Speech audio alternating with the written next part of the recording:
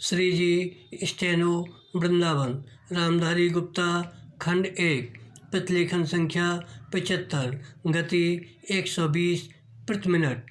प्रारंभ करें। महोदय, जैसा कि माननीय सदस्य जानते हैं, कल दूसरे सदन में इसी तरह की बहस थी। मुझे वहाँ भी कुछ देर बैठना पड़ा। बहरहाल इस कारण यहाँ जो भाषण हुए उन सबको मैं सुन नहीं सकी। मुझे सुनकर दुख है कि कुछ माननीय सदस्यों ने इस अवसर पर भी हमारे विदेश विभाग को बुरा भला कहा। सेवाओं पर दोषारोपण करके सरल रास्ता निकालने का प्रयत्न ऐसी प्रवृत्ति है जिसकी मैं निंदा करती हूँ। बहरहाल मैं यह नहीं कहती कि हमने गलतियाँ नहीं की हैं और हमारे सभी प्रतिनिधि हमेशा योग्य ही होते हैं। जब गलती हो तो हमें उसे अवश्य बताना चाहिए। बहरहाल लेकिन सदा आलोचना करते रहने से निरुत्साह पैदा होता है और मनोबल गिरता है। बहरहाल हमें उन औजारों को ही कुंठित नहीं कर देना चाहिए जिनसे हमें काम लेना है। बहरहाल देश और विदेश में हमें काम तो करना ही है। हम अच्छी तरह जानते हैं कि पाकिस्तान के शासकों को दी गई हर सहायता बांग्लादेश के निर्दोष लोगों के विरुद्ध इस्तेमाल की जाएगी।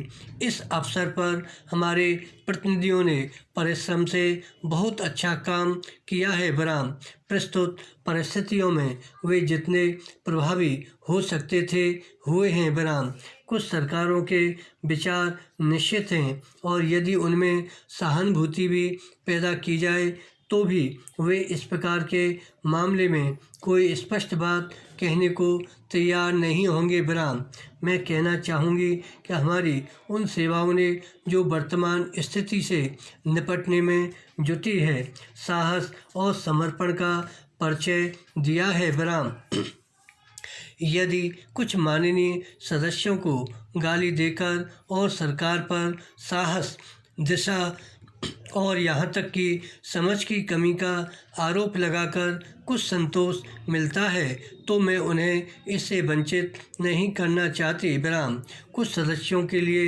हिम्मत का अर्थ गले की ताकत और भावुकता की भाषा है। बहरहाल काश की जिंदगी इतनी ही सरल होती। बहरहाल इस प्रकार इस सरकार में बहुत से दोष हो सकते हैं लेकिन उसमें साहस की कमी नहीं है, न ही यह आवश्यकता के अनुसार जोखिम उठाने से डरती है। बहरहाल जैसा मैं बहुत बार कह चुकी हूँ, हम इस स्थिति या किसी भी स्थिति के केवल कानूनी पहलू की चिंता नहीं करते।